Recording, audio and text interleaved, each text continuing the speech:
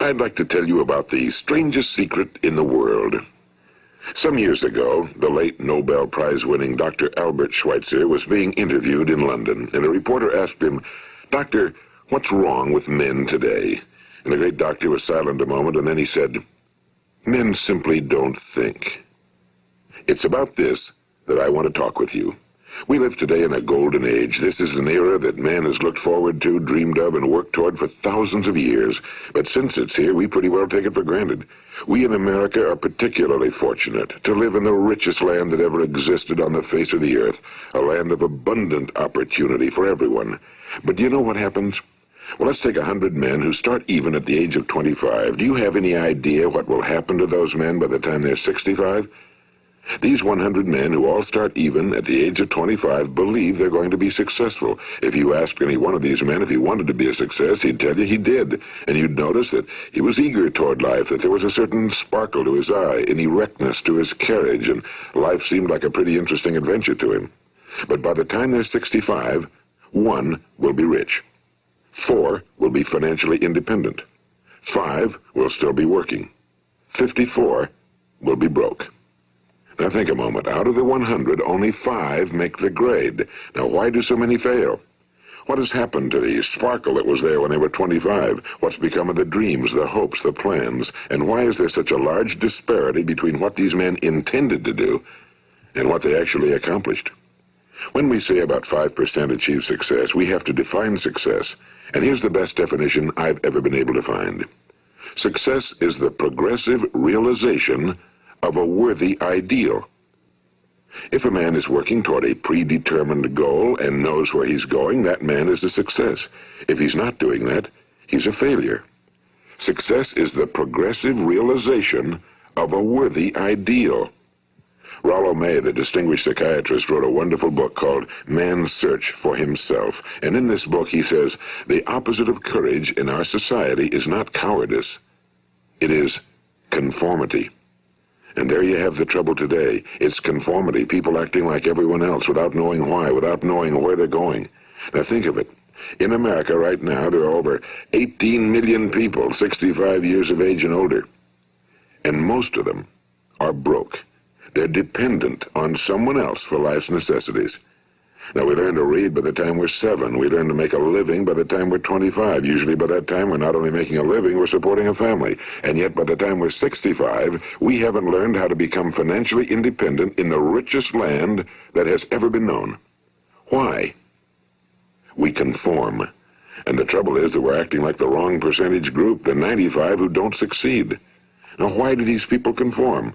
Well, they really don't know. These people believe that their lives are shaped by circumstances, by things that happen to them, by exterior forces. They're outer-directed people.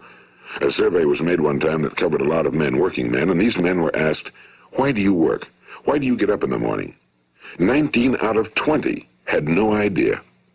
If you ask them, they'll say, well, everyone goes to work in the morning, and that's the reason they do it, because everyone else is doing it. Now let's get back to our definition of success. Who succeeds?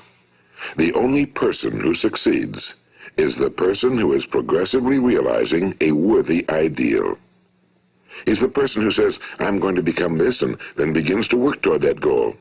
I'll tell you who the successful people are. A success is the school teacher who's teaching school because that's what he or she wants to do. The success is the woman who's a wife and mother because she wanted to become a wife and mother and is doing a good job of it. The success is the man who runs the corner gas station because that was his dream. That's what he wanted to do. The success is the successful salesman who wants to become a top-notch salesman and grow and build with his organization. A success is anyone who is doing deliberately a predetermined job because that's what he decided to do deliberately. But only 1 out of 20 does that. That's why today there isn't really any competition unless we make it for ourselves. Instead of competing, all we have to do is create. You know, for 20 years, I looked for the key which would determine what would happen to a human being. Was there a key I wanted to know which would make the future a promise that we could foretell to a large extent?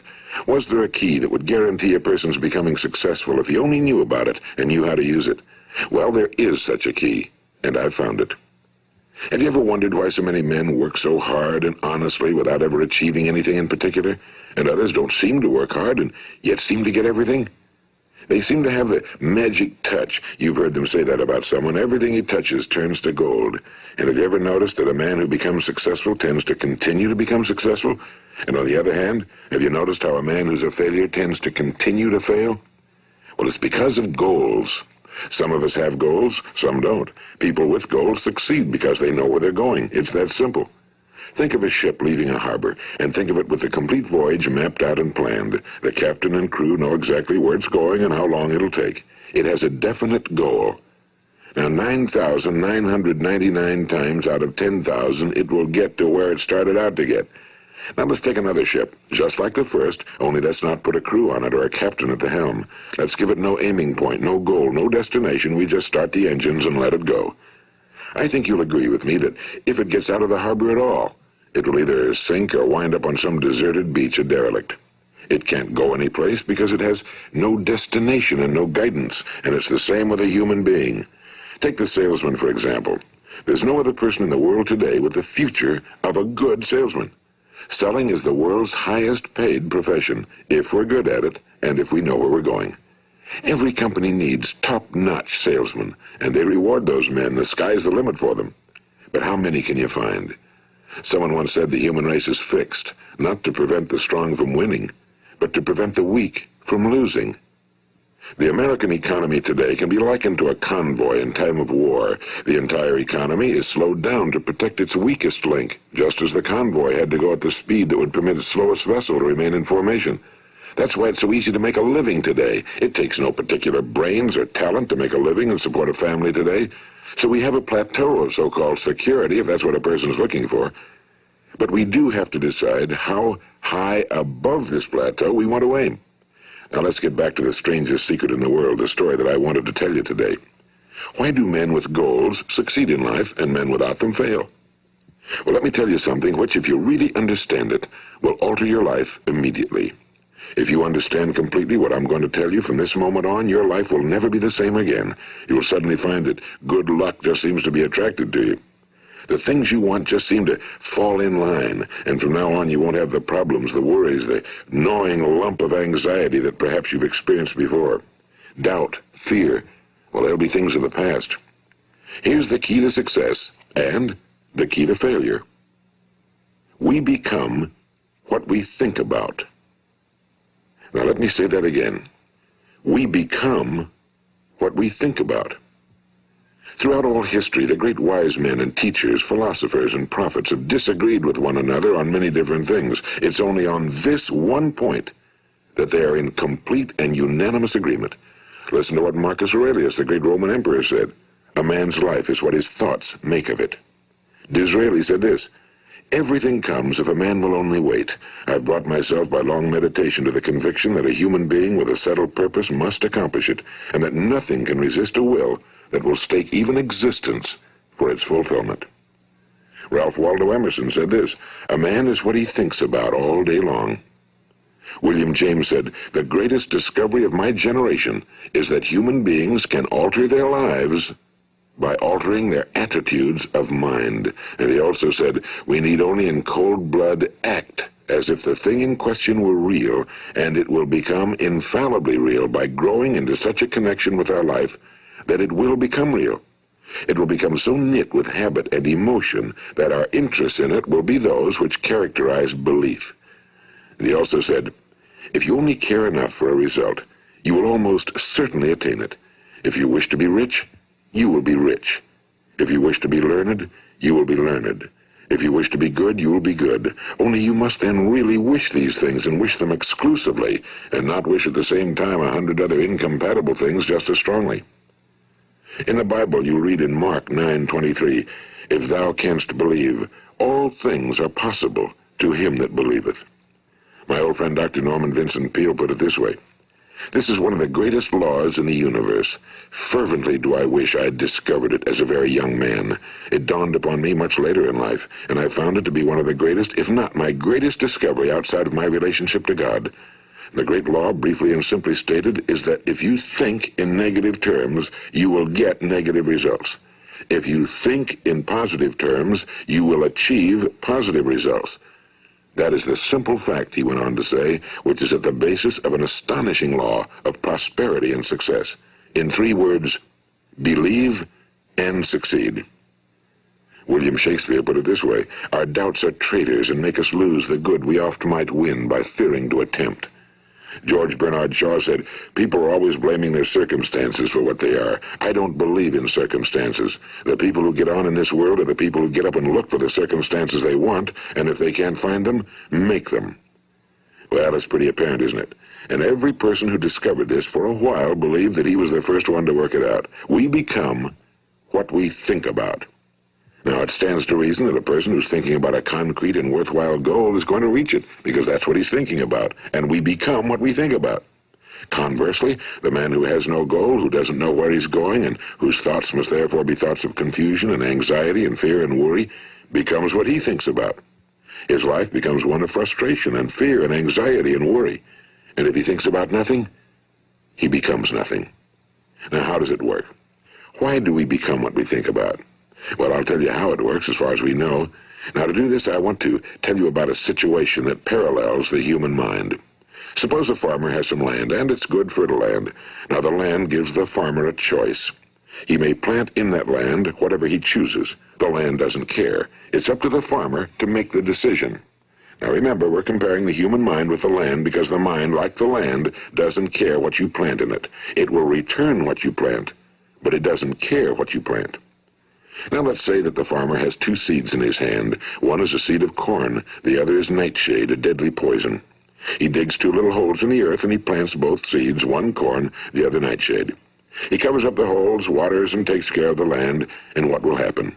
Invariably, the land will return what's planted. As it's written in the Bible, as ye sow, so shall ye reap.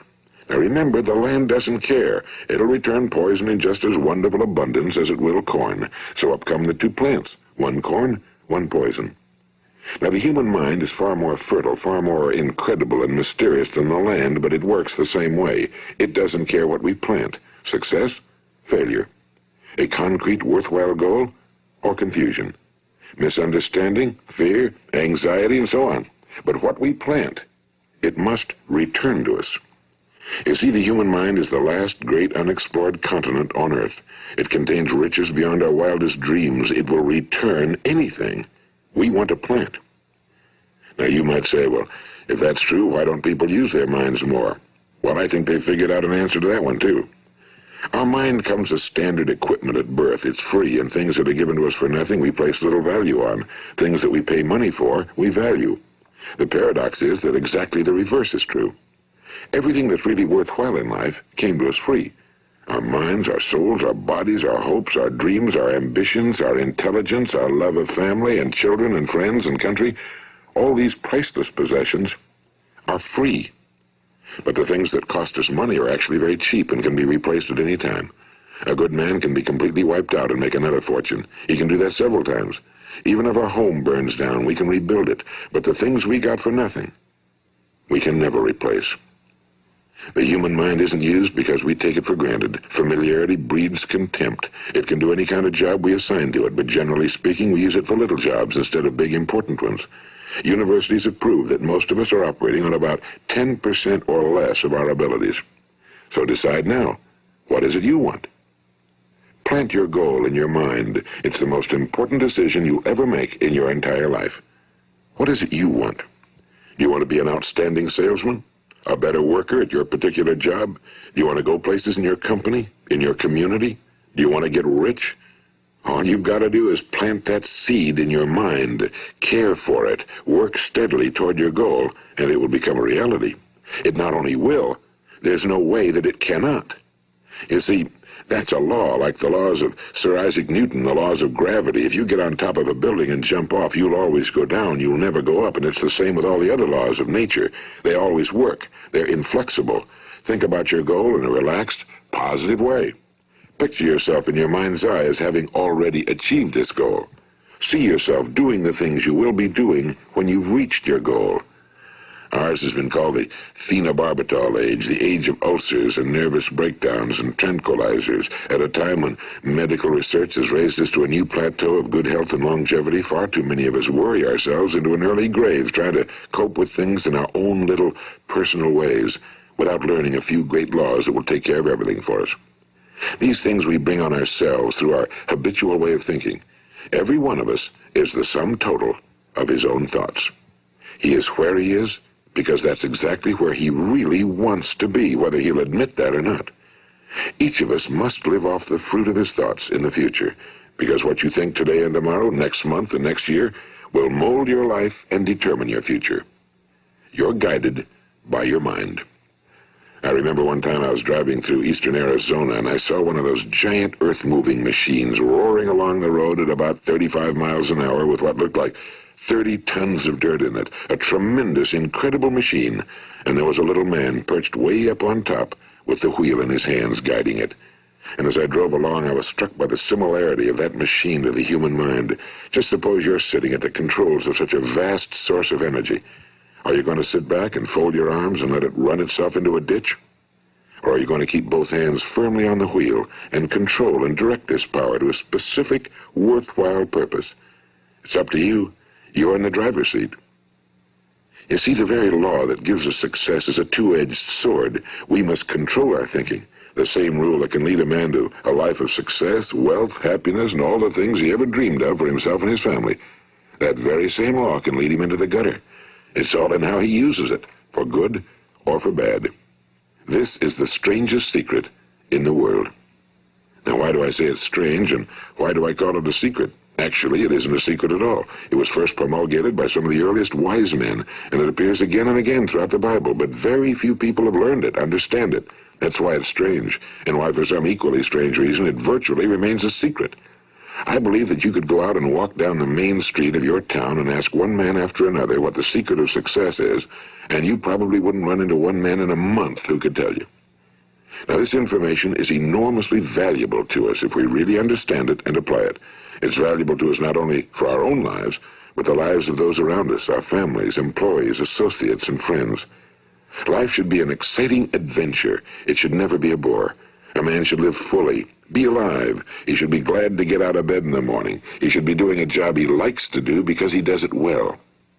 One time I heard Grove Patterson, the great late editor-in-chief of the Toledo Daily Blade, make a speech, and as he concluded his speech, he said something I've never forgotten. He said, "My years in the newspaper business have convinced me of several things. Among them, that people are basically good, and that we came from someplace, and we're going someplace. So we should make our time here an exciting adventure. The architect of the universe didn't build a stairway leading nowhere." And the greatest teacher of all, the carpenter from the plains of Galilee, gave us the secret time and time again. As ye believe, so shall it be done unto you. I've explained the strangest secret in the world and how it works. Now, on this side, I want to explain how you can prove to yourself the enormous returns possible in your own life by putting this secret to a practical test. I want you to make a test that will last 30 days. It isn't going to be easy, but if you'll give it a good try, it will completely change your life for the better. Now, back in the 17th century, Sir Isaac Newton, the English mathematician and natural philosopher, gave us some natural laws of physics which apply as much to human beings as they do to the movement of bodies in the universe. And one of these laws is that for every action, there is an equal and opposite reaction. Simply stated, as it applies to you and me, it means we can achieve nothing without paying the price. The results of your 30-day experiment will be in direct proportion to the effort you put forth. To be a doctor, you must pay the price of long years of difficult study. To be successful in selling, and remember that each of us succeeds to the extent of his ability to sell. Selling our families on our ideas, selling education in schools, selling our children on the advantages of living the good and honest life, selling our associates and employees on the importance of being exceptional people. To, of course, the profession of selling itself. But to be successful in selling our way to the good life, we must be willing to pay the price. Now, what is that price? Well, it's many things. First, it's understanding emotionally as well as intellectually that we literally become what we think about, that we must control our thoughts if we're to control our lives. It's understanding fully that as ye sow, so shall ye reap. Second, it's cutting away all fetters from the mind and permitting it to soar as it was divinely designed to do. It's the realization that your limitations are self-imposed and that the opportunities for you today are enormous beyond belief. It's rising above narrow-minded pettiness and prejudice. And third, it's using all your courage to force yourself to think positively on your own problem, to set a definite and clearly defined goal for yourself, to let your marvelous mind think about your goal from all possible angles, to let your imagination speculate freely upon many different possible solutions, to refuse to believe that there are any circumstances sufficiently strong to defeat you in the accomplishment of your purpose, to act promptly and decisively when your course is clear, and to keep constantly aware of the fact that you are, at this moment, standing in the middle of your own acres of diamonds, as Russell Conwell used to point out. And fourth, save at least 10% of every dollar you earn. It's also remembering that no matter what your present job, it has enormous possibilities if you're willing to pay the price. Now let's just go over the important points in the price each of us must pay to achieve the wonderful life that can be ours. It is, of course, worth any price. 1. You will become what you think about. 2. Remember the word imagination and let your mind begin to soar. 3. Courage. Concentrate on your goal every day. 4. Save 10% of what you earn. And 5.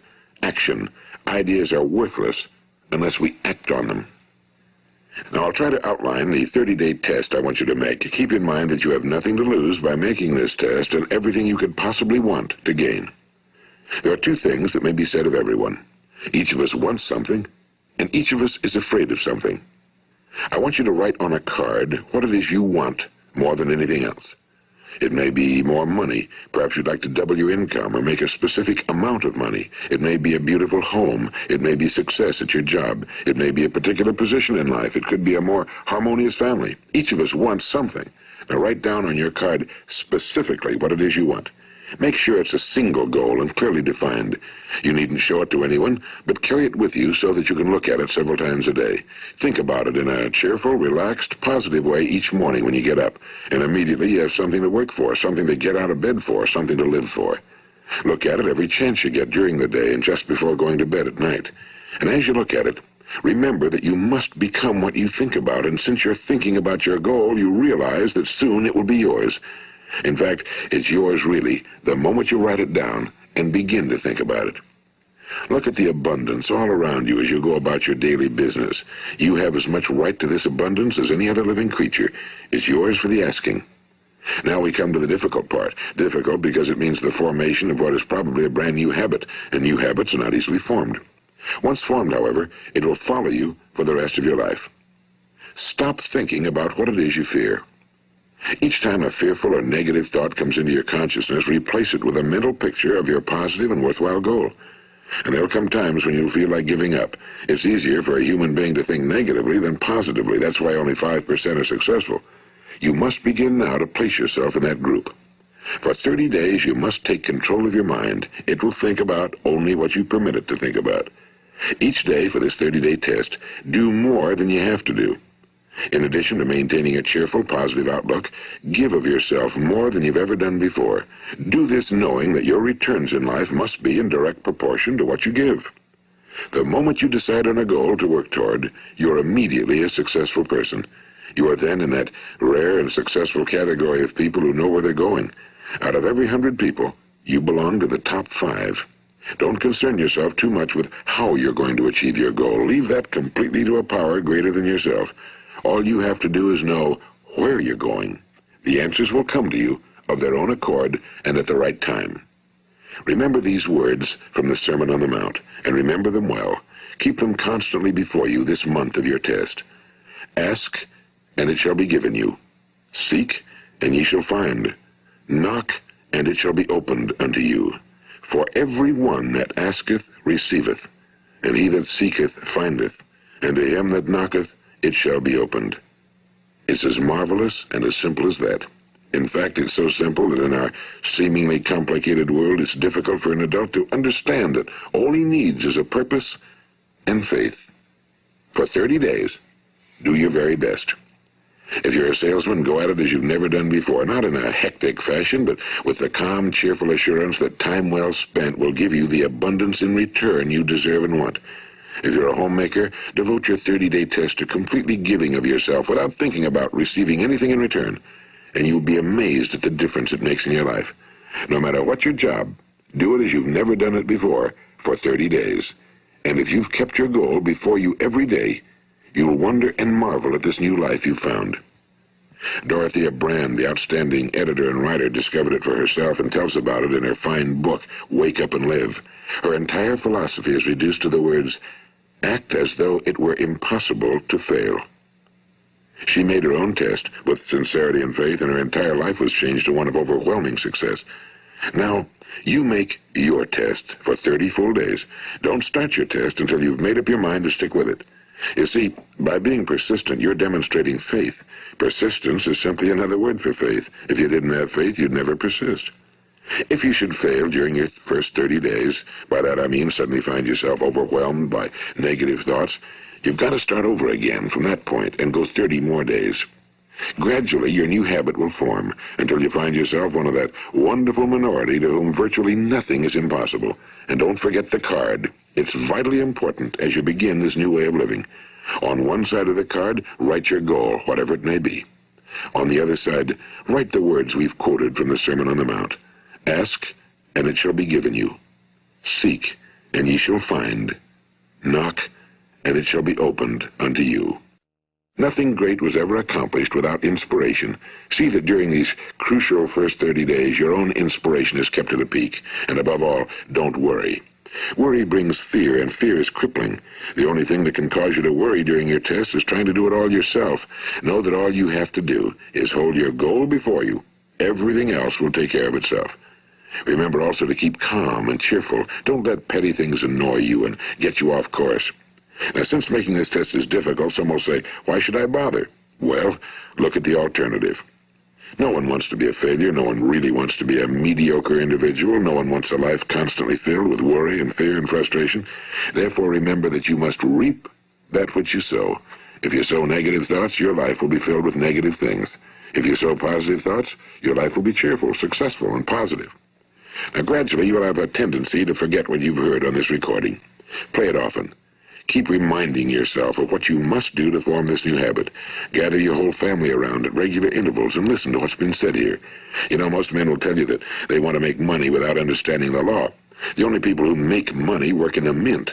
The rest of us must earn money. This is what causes those who keep looking for something for nothing or a free ride to fail in life. The only way to earn money is by providing people with services or products which are needed and useful. We exchange our time and our product or service for the other man's money.